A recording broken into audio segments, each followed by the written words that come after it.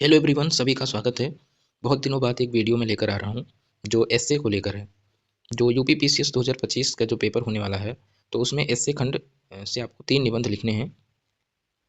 तो उसी से संबंधित जो 2024 में जो पूछा गया था कि एसए जो था कि मानव मूल्य और साहित्य, ये देखिए मानव मूल्य और साहित्य। तो इसका एक शानदार एसए मैंने बनाया है। अच्छे कोटेशन, एग्जाम्पल और एक कहानी से स्टार्टिंग करने का प्रयास किया गया है। तो चलिए देखते हैं। देखिए साहित्य वाला जो ऐसे है जो प्रतिवर्ष पूछा ही जाता है।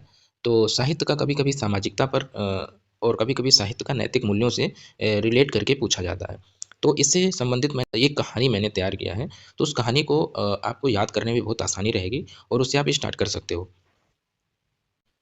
तो चलिए बहुत कम समय में हम इस हिस्से को देखते हैं। आपको क्या करना है कि अच्छे से इस हिस्से को सुनना है 1-2 बार, और मैं इस पीडीएफ को शेयर कर दूँगा, तो उससे आप इसको 1-2 रीडिंग कर लीजिएगा। और आप ज्यों करते हो आप इस मैटर को यूज़ कर सकते हो अपने एसे में, ठीक? तो आप अच्छे से ध्यान से सुनिए। देखिए, जो कहानी है वह नैतिक मूल्यों को साहित्य से जोड़ते हुए ये कहानी बनाई गई है। जिसमें एक बार एक शिक्षक ने अपनी कक्षा में बच्चों से पूछा कि तुम्हारी सबसे कीमती चीज़ें क्या हैं? तो किसी ने कहा कि मोबाइल है, तो किसी ने पैसे, किसी ने खिलौने बताया, ठीक?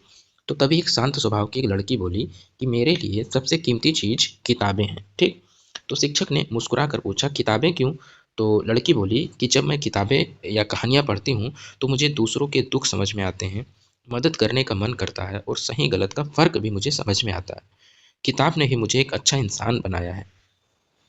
शिक्षक ने फिर जवाब दिया कि यही साहित्य की ताकत है। यह केवल शब्द नहीं है, बल्कि मानवीय मूल्यों का आईना है, जो हमें इंसान बनाना सिखाता है। तो आप इससे स्टार्ट कर दिए, ठीक? ये आपकी भूमिका बन गई, ठीक? और भूमिका कैसे बनी कि आप नैतिक मूल्यों को साहित्य से जोड़ते हुए अच्छी भूमिका आपने बना दिया। अब चलते हैं नेक्स्ट पार्ट में, जो आपका मेन बॉडी होगा। अब मेन बॉडी में आपको लिखना है कि मनुष्य को जो अन्य प्राणियों से अलग करता है, वह उसकी बुद्धि के साथ साथ उसके भीतर जो निहित संवेदनशीलता है, करुणा है, नैतिक चेतना है, ठीक? इन्हीं गुणों से हम मानवीय मूल्य सीखते हैं। ये मूल्य जो होते हैं वे मनुष्य को केवल जीवित रहने के लिए नहीं, बल्कि सार्थक और नैतिक जीवन जीने की दिशा प्रदान करते हैं।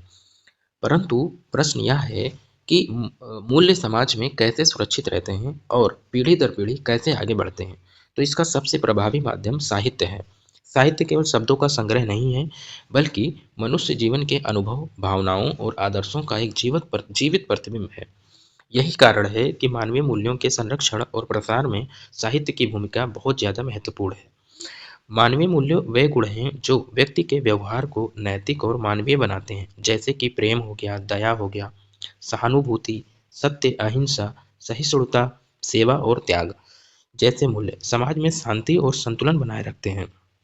यदि ये मूल्य समाप्त हो जाएं, तो समाज केवल स्वार्थ, हिंसा और प्रतिस्पर्धा का केंद्र बन जाएगा। इसलिए कहा गया है कि मानवता ही, ठीक है, मनुष्य का सर्वोच्च धर्म है। आप इसको डबल इन्वर्टेड कामा में लिख दीजिए।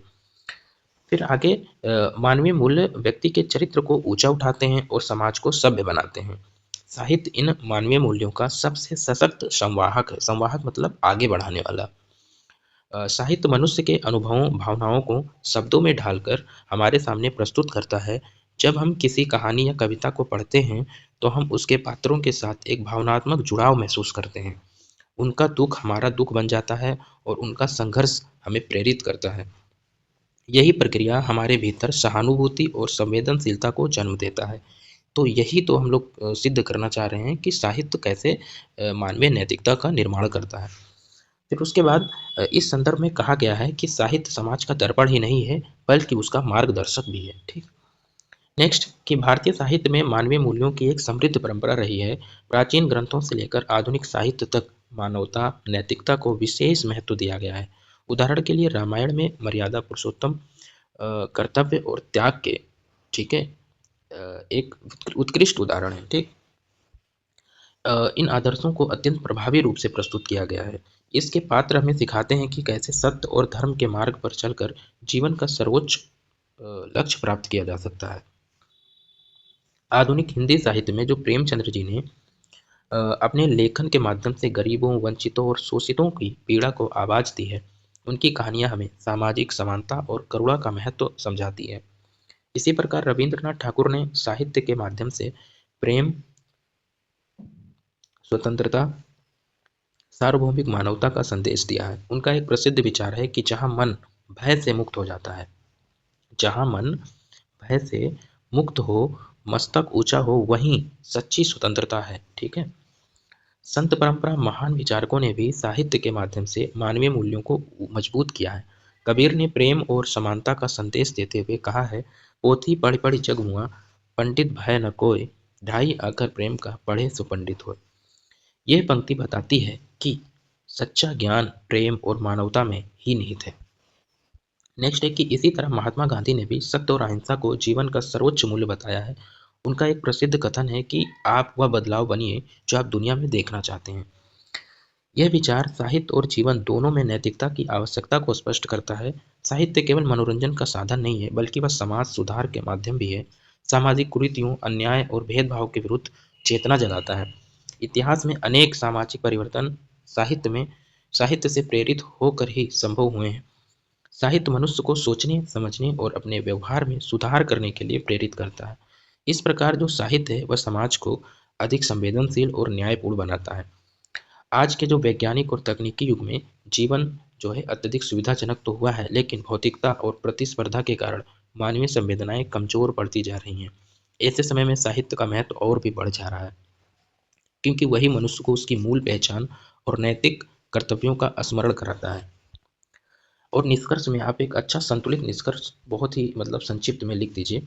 देखो, अंततः कहा जा सकता है कि जो मानवीय मूल्य हैं वह मानवीय मूल्य और साहित्य एक दूसरे के पूरक हैं। साहित्य मानवीय मूल्य को अभिव्यक्त और संरक्षित करता है, जबकि जो मानवीय मूल्य होते हैं वह साहित्य को गहराई और उद्देश्य प्रदान करते हैं। यदि हमें एक संवेदनशील, नैतिक और समरस समाज का निर्माण करना है, तो साहित्य के माध्यम से मानवीय मूल्यों को अपनाना और उन्हें जीवन में उतारना आवश्यक है। यही मानवता की सच्ची पहचान और सभ्यता का वास्तविक उन्नति है। ठीक। तो इस प्रकार हमने देख लिया निबंध। देखो, इस निबंध में सबसे अच्छी बात क्या है, देखो अच्छे से मैंने पढ़ने योग्य फ़ॉन्ट साइज भी रखे हैं, हाइलाइटेड किए हैं, और जो मेन मेन कीवर्ड हैं उनको एक अच्छे फ़ॉन्ट में बड़े करके लिख दिए हैं। ठीक। जैसे देखो, आपको इसमें देखो, निहित संवेदनशीलता, करुणा, नैतिक चेतना, ये इंपॉर्टेंट कीवर्ड है, हाइलाइटेड है। उसके बाद केवल जीवित रहने के लिए ही नहीं, बल्कि सार्थक और नैतिक जीवन जीने की दिशा प्रदान करते हैं, ये भी हाईलाइट है।